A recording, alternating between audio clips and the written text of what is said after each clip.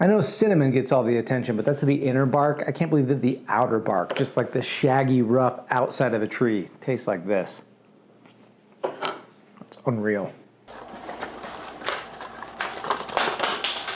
Have you ever looked at some tree bark and wondered, I wonder what this will taste like as ice cream? Don't you try to lie to me. I know we all have. And I've got good news for you, because today I'm going to take this a bunch of pieces of tree bark and use it to make some ice cream. I'm getting notes of bark. A lot of you seem to really enjoy that oak wood flavored ice cream video, and I had a ton of fun making it, so I figured why not turn this into a semi-regular series in which I try to take as many parts of a particular species of tree, use them to make a really cool flavor of ice cream, and then serve it out of a bowl and spoon made from the wood of that tree. And along the way, creating an ongoing ranking of which ones make the best and worst flavors. Today's tree is none other than the shagbark hickory, Caria ovata. Native to the eastern US, this tree does indeed have shaggy looking bark, which can actually be used to make a unique flavorful syrup, which I'm hopeful means this will also make a tasty base for our ice cream. I first washed and scrubbed my shagbark chunks just in some warm water to make sure we got off any dirt, bugs, or lichen, then baked them in a 400-degree oven for 25 minutes, leaving my kitchen nice and fragrant. Now, I did forget a step. Ideally, you should soak your bark chips in warm water for 15 to 20 minutes before baking, but these are looking nice and toasty. I think we're going to be all right. I'm just going to now pile them into a pan and add a mix of cream and milk, and then bring this all to a boil and let it simmer for just a couple minutes, then remove it from the heat, cover, and leave that to infuse for about an hour. And yeah, you can actually see now that the cream has changed color a bit as it's taken in the essence of that toasted bark. It has this great aroma, almost like a nutty, toasty molasses. Now it's just as simple as straining out the barky bits and using this hickory bark infused cream as the base for whatever ice cream recipe you want. And now that the ice cream base is all done, I'm just going to cover this and let it rest in the fridge overnight to hopefully develop that flavor a bit further. And now it's time to turn to some hickory nuts to add even more hickory tree to this bowl of ice cream. Just going to sit here and painstakingly shell them one by one, which if you ever try to shell hickory nuts, it's no easy task. If you've never tasted a hickory nut before, they're actually really great. Pecan trees are members of the hickory family, so they taste kind of similar to that. Some people describe them as like a mix between a pecan, a walnut with a bit of maple flavor tossed in. They also have a rich traditional indigenous history in North America, with hickory nut milk being a very popular traditional dish. It's one that I've made on this channel back in the Illinois episode of the Tree Map Volume 2, and another recipe that I definitely recommend trying at home. That's delightful. Now that these are all shelled, I think we can hickory them up even more, so let's make some shagbark syrup. Just gonna take some more of that bark and this time combine it with water, bring it to a boil, and let it simmer for about a half an hour. Strain out those bark bits, and then I'm gonna weigh the amount of bark tea that I have and simply add an equal amount of sugar. Heat it all up until the sugar is dissolved, and then bring it to a low rolling boil and simply let it cook until it's reduced in volume by about 25 to 30%, or until it reaches about 220 degrees Fahrenheit. And it's that simple. We now have a delicious and beautiful jar of hickory bark syrup. Now I'm going to combine about a quarter cup of that with a couple tablespoons of melted butter and a pinch of salt, mixing over low heat until nice and combined. Then pour that all over the hickory nuts, which I chopped up off screen, and mix it all together and place in a 375 degree oven for about 15 minutes, just keeping an eye on it. And once the bubbling slows down and it's looking thickened, pull it out of the oven and let it cool. And I'm telling you right now, these right here are a real winner. Hickory nuts can be hard to find and work with, and I will be absolutely doing this again with just easier to access nuts like pecans. They're so good. Now we just churn up our shagbark infused cream, adding the bark syrup nuts at the very end, and transfer that all to a container and let it hang out in the freezer to firm up, which means it's time now to travel from the kitchen to the wood shop. Hickory dickory dock, we've got a piece of stock. It's here to turn and not to burn, and that's why I'm on, pretend that didn't happen. Okay, unfortunately no shagbark hickory hiding in the pile here, so had to go to the lumber yard and just get the thickest piece of hickory stock that I could find there. I think hickory might present a couple challenges for us. It's very hard wood. I imagine this would be really nice to turn if it were like a green log, but this is seasoned, kiln-dried lumber. Could be a little tough. Anyway, we've got some nice fun stuff happening in here. Little streaks, some sapwood, all heartwood on this side. I'm gonna turn this into a small little bowl, eat some ice cream out of it, carve a spoon later, and we've got the makings of some tradition here, right? Which is to make tree-flavored ice cream in an accompanying bowl and spoon to eat it out of and with, respectively. This is hard wood. Hard and heavy. Just draw a circle on this thing and cut it out.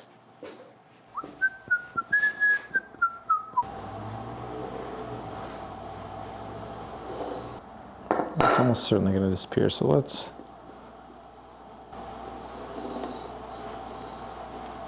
Yeah.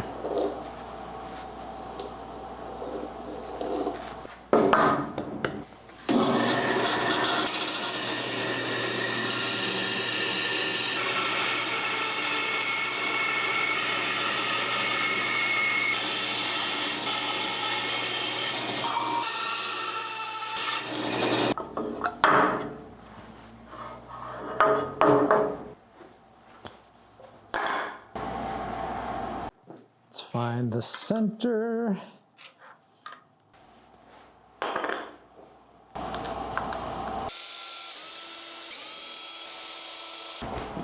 Screw it in, screw it in.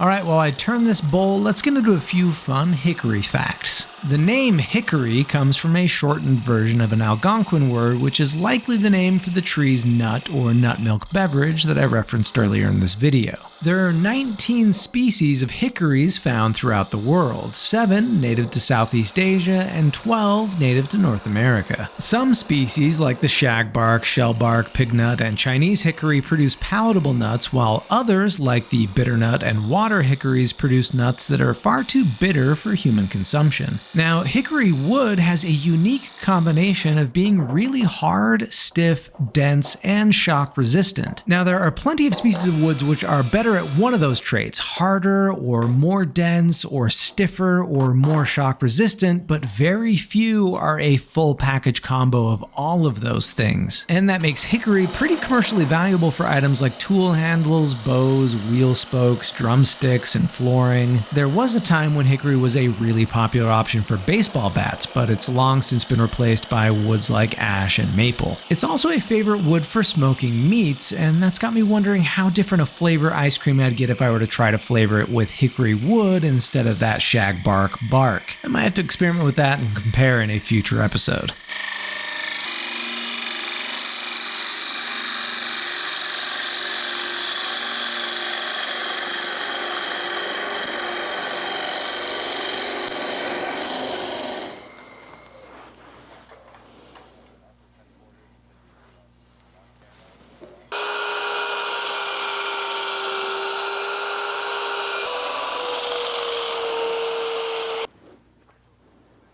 Wood shavings in my hair. All right, I like a shallow tray-like bowl. It has a lot of uses, especially wooden ones, you know? Now we get to oil this up. Finishing this with walrus oil's cutting board oil, and it's really bringing out those lovely warm hickory tones in the wood. I'm really pretty happy with how this bowl has turned out. So now let's quickly carve us a hickory wood spoon. I want to try out a more circular spoon bowl this time as opposed to the more traditional oval shape from the oak wood spoon in the last episode. Just thought it might be a little bit fun to mix things up a bit.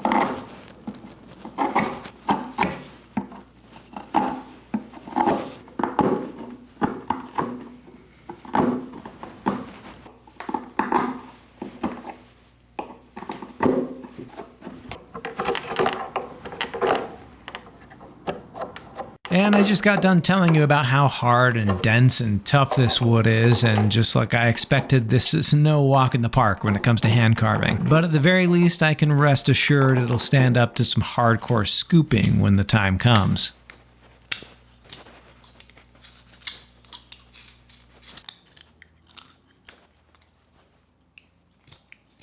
Don't mind me, just testing the limits of my wrist strength. Just a bit more fine-tuning.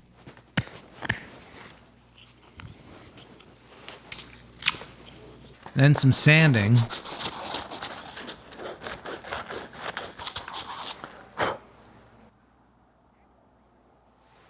Another quick oil finish.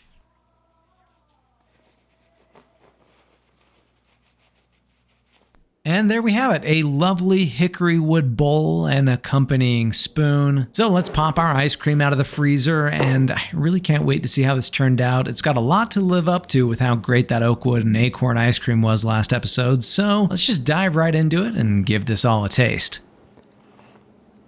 That's unreal. So what does this taste like? I think the closest thing you can compare it to is like maple syrup. It's not as strong as maple syrup. It doesn't really announce itself as a distinct flavor as maple syrup does, but it is similarly distinct and unique. It's got a lot of smokiness to it, more smokiness than the oak ice cream did. In fact, let's grab our bowl for reference. I think we'll keep these out in each future episode to arrange, just to remember our previous entries by. But if I'm comparing our two entries, which is kind of the point of this series, the cream of the oak ice cream is a little bit more subtle, and I think if I'm being honest, had a more interesting, probably better flavor. That smokiness just makes this a tad harsher. Not that this is really harsh, but I feel like this just doesn't have the subtleness that this did. Although the nuts in the hickory are far better than the acorns were in the oak ice cream. The acorns were good, don't get me wrong. The flavor of an acorn is just a generic tannic flavor that you've leached a lot of those tannins out of. It was much harder and crunchier, whereas this has that nice, soft, buttery texture similar to a pecan. Hickory nuts are just undoubtedly better than an acorn, no matter which way you present them. And then the hickory syrup and butter coating on this just turned out so excellent. Makes you want to nudge the hickory ice cream slightly above the oak ice cream, but the real purpose of this is to compare the flavor of the creams. If I'm dumping wood or bark into ice creams and we're comparing how those taste, I think that the oak was a little bit better than the hickory bark. Only slightly. I think if I'm arranging these, I would give this like an 8.9 and this like an 8.7. But I reserve the right to change these rankings and numbers in the future as we start to taste more tree ice creams. Speaking of which, let me know in the comments what other trees do you want to see me try to turn into ice cream next, and we'll see you then. Whoops. I'm just gonna keep eating this though. Oh, so good.